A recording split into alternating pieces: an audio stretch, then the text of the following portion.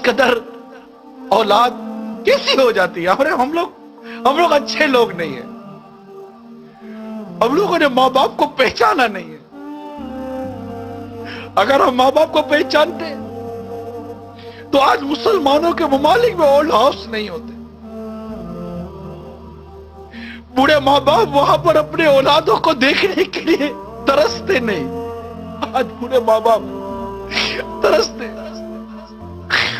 شادیاں کروا دیتے کہ اولاد الگ ہو جائے، مگر یہ شادی کے بعد بیوی بچوں کی محبت میں اتنی گم ہو جاتی ہے کہ اس کو ماں باپ کی قدر و منزلت نہیں دیتے، ماں باپ کا ادب و احترام باقی نہیں رہتی،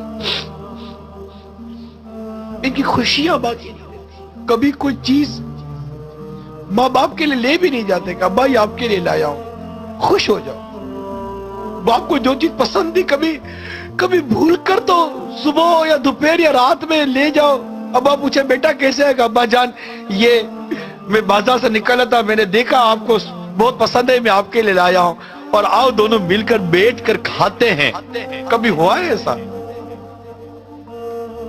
باپ جب نکلتا تھا تو آپ کی پسند کا پھل لاتا تھا کہ میرے بیٹے کو آم پسند ہے، نہیں میرے بیٹے کو کیلا پسند نہیں، میرے بیٹے کو سیب پسند ہے۔ آج ماں باپ کے آگے ٹھنڈا کھانا رکھ دیتے ہو، اور ماں باپ اس دن کو یاد کرو جب بیٹا کہتا تھا امی آج کڑھائی کھانے کا جی چاہ رہا ہے۔ ماں کی طبیعت ٹھیک ہو یا نہ ہو، تم وہ کڑھائی پکا کر کھلاتی تھی، ہوٹل تھی، وہ ماں ہے کو باورچی نہیں تھی۔ نہیں امی یہ پسند نہیں ہے، میں نے آج انڈا کھانا ہے، اس کے لیے یہ انڈا بنایا ہے، میرے لیے وہ انڈا بنا کر دو۔ تمہیں دو قسم کے انڈے بنا کر تمہاری ماں کھلاتی تھی۔ آج تو گھر کا سامان لاتے ہو تو بیوی بچوں کے لیے چھپا کر لاتے ہو کہ ماں باپ دیکھ نہ لے، کہ ماں باپ یہ سامان دیکھیں گے تو کہیں گے بیٹا کہاں سے لائے ہو۔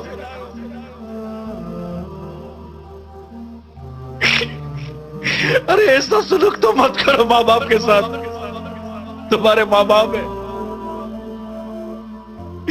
ان سے محبت کرنا سیکھو، ان سے پیار کرنا سیکھو۔ تمہاری ایک چیخ کی پکار سن کر ماں باپ کا دل دہل جاتا تھا، دوڑتے ہوئے بھاگتے تھے۔ آج بوڑھی ماں بستر سے گر کر الٹی پڑی ہوئی ہے، تم کو اٹھانے کی فرصت نہیں ہے۔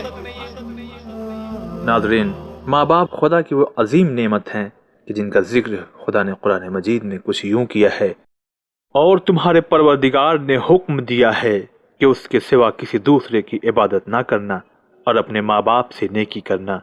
اگر ان میں سے ایک یا دونوں تمہارے سامنے بڑھاپے کو پہنچ جائیں اور تمہاری خدمت کی ضرورت پڑے یا وہ ناراض ہوں تو خبردار ان کے جواب میں اف تک نہ کہنا اور نہ جھڑکنا، اور جو کچھ کہنا بہت ادب سے کہنا، اور ان کے سامنے خاکساری کا پہلو جھکائے رکھنا، اور ان کے حق میں دعا کرو کہ اے پروردگار، جس طرح ان دونوں نے میرے بچپنے میں پرورش کی ہے اسی طرح تو بھی ان پہ رحمت نازل فرما۔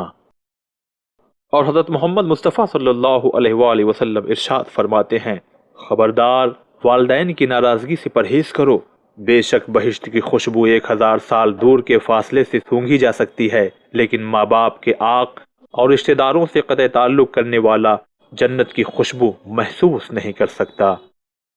اور یہ تو بہت مشہور ہے واقعہ جناب موسیٰ علیہ السلام کا کہ جب ماں کو دفن کر کے آ رہے تھے تو آواز قدرت آئی، موسیٰ تمہارے حق میں دعا کرنے والے ہاتھ اب نہیں رہے۔ یقیناً ماں کی دعا موت کے علاوہ ہر مصیبت کو ٹال سکتی ہے۔ امام علی علیہ السلام ارشاد فرماتے ہیں، والدین کے ساتھ نیکی کرنا واجبات الہیہ میں سب سے بڑا فریضہ ہے۔ ناظرین، واقعی یہ وہی ماں ہے جو تمہارے بوجھ کو اپنے شکم میں اتنے دنوں تک اٹھایا جسے کوئی دوسرا نہیں اٹھا سکتا تھا۔ اس نے تم کو اپنا خون دل پلایا اور ایسی غذا دی جو دنیا کا کوئی انسان نہیں دے سکتا۔ اور یہ وہی باپ ہے کہ جو اصل ہے، جو بنیاد ہے، ہم اس کی شاخیں ہیں۔ اگر جڑ نہ ہو تو شاخوں کا وجود نہیں ہو سکتا، لہٰذا ہمیں اپنے ماں باپ کے ساتھ محبت کے ساتھ پیش آنا چاہیے، اور انہی کے ذریعے خدا کو خوش کر سکتے ہیں، انہی کے ذریعے نبی اور امام کو خوش کر سکتے ہیں، اور انہی کے ذریعے اپنی زندگی اور اپنی آخرت دونوں کو خوبصورت بنا سکتے ہیں۔ تو ناظرین، اجازت چاہتے ہیں، انشاءاللہ پھر حاضر ہوں گے۔ خدا حافظ۔